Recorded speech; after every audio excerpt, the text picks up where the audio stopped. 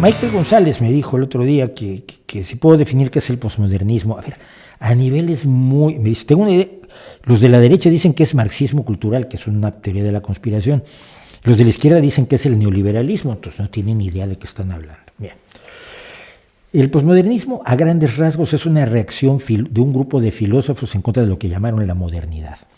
Y una de las características principales de la modernidad, perdonen ustedes, son la aceptación de ciertos valores universales, por ejemplo, la libertad de expresión, el derecho a la representación, la soberanía popular, el conocimiento científico, etc. La posmodernidad pone en duda todos los productos de la modernidad, la revolución científica y la ilustración, principalmente porque son los dos pilares de lo que los filósofos llamaron la modernidad. Nadie más, todo eso está ocurriendo dentro de sus cabezas. Y entonces establecen que lo que genera el conocimiento no es, por ejemplo, la ciencia, sino el discurso, que la narrativa dominante es la que genera la realidad. Es decir, que la gravedad no existe en realidad salvo cuando tú crees en ella.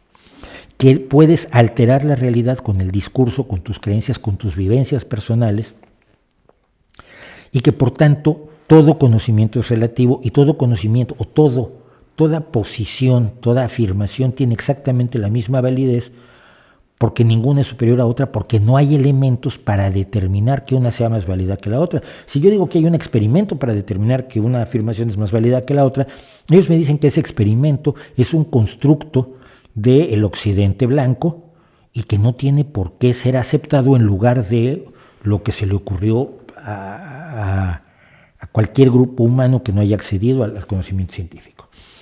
El relativismo absoluto,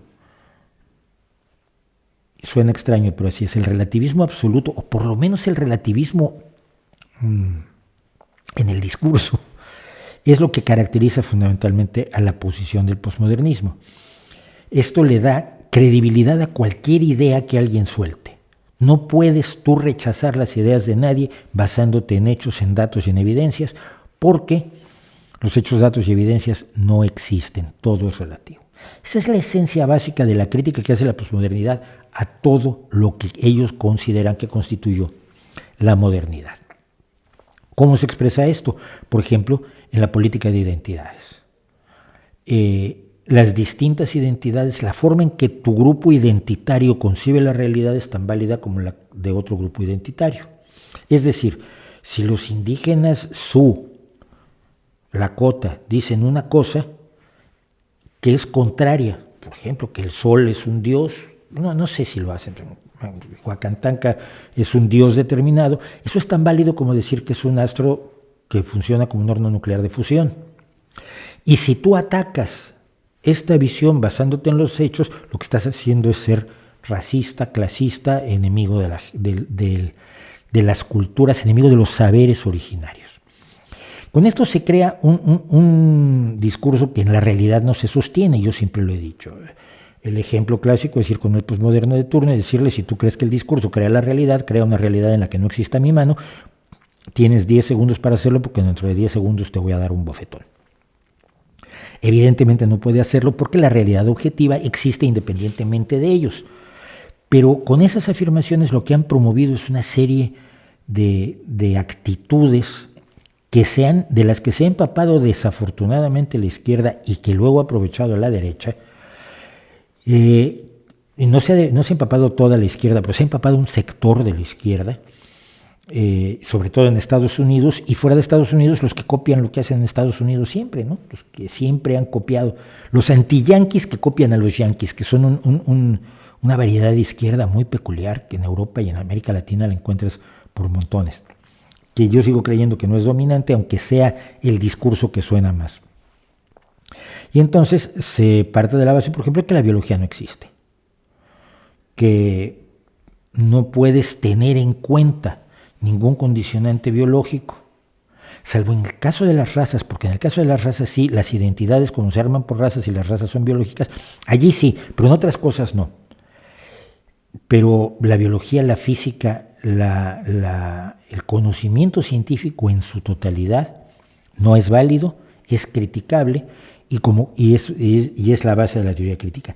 Tiene relación con la Escuela de Frankfurt, que fue un intento de rescatar el marxismo, pero que no se identifican y no forman un frente común. No es, o sea, el marxismo cultural es una teoría de la conspiración donde todo el mundo está de acuerdo en exactamente lo mismo, y este no es el caso. Hay gente de lo más chiflada del universo y hay gente que tiene posiciones muy encontradas dentro de aquellos que se ubican dentro del posmodernismo, del postestructuralismo, de la visión crítica o de la teoría crítica. Pero hay algunas cuestiones que llaman mucho la atención. Un ejemplo.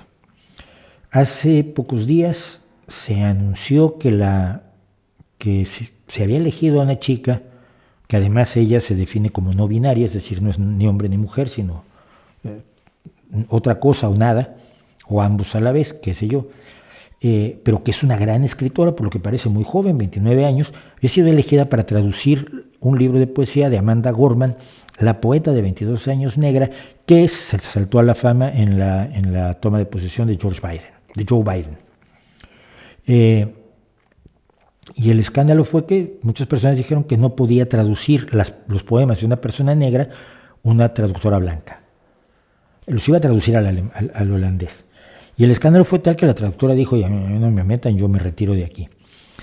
Ahora resulta que también el traductor al catalán, que ya había traducido los libros de Amanda Gorman, ahora le van a pagar las traducciones, pero no las van a usar porque es blanco y además es hombre.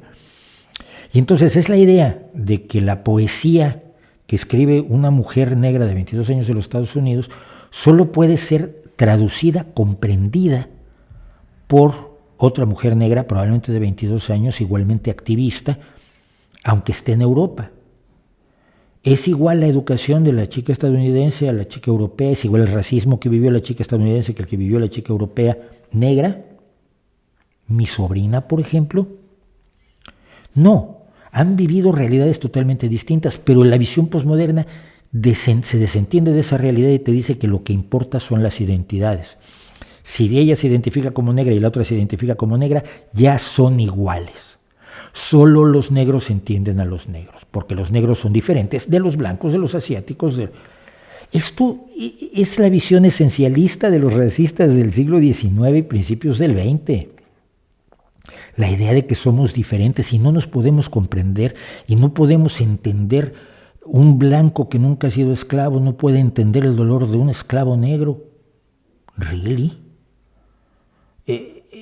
Esa afirmación yo creo que es fácilmente rebatible, porque el dolor humano, la miseria humana son cosas que todos podemos entender, quizá no en la misma dimensión, pero podemos. La empatía humana, cuando estás convencido que todos los seres humanos son iguales, te permite comprender cuestiones tan extrañas para uno que pueden ser como el derecho de las mujeres al aborto.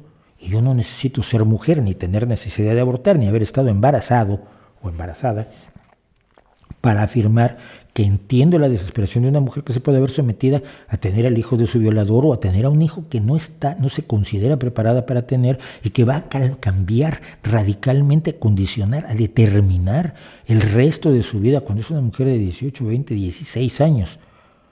Puedo entenderlo, puedo empatizar, creo que con una enorme claridad. Lo que me dicen los posmodernos es que no. Como yo tengo una determinada identidad, soy incapaz de ser hermano de los seres humanos que tienen otra identidad. Y por ese camino vamos, amigos. No es neoliberalismo ni de lejos, eso sí, seguro que no.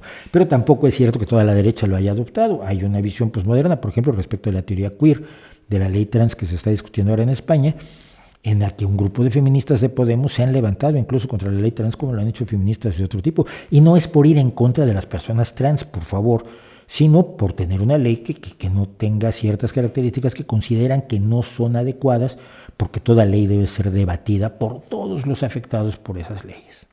Así que más o menos esa es la que nos da una idea general del posmodernismo, del relativismo moral y del conocimiento y de la política que propugna y de los efectos que tiene en la realidad.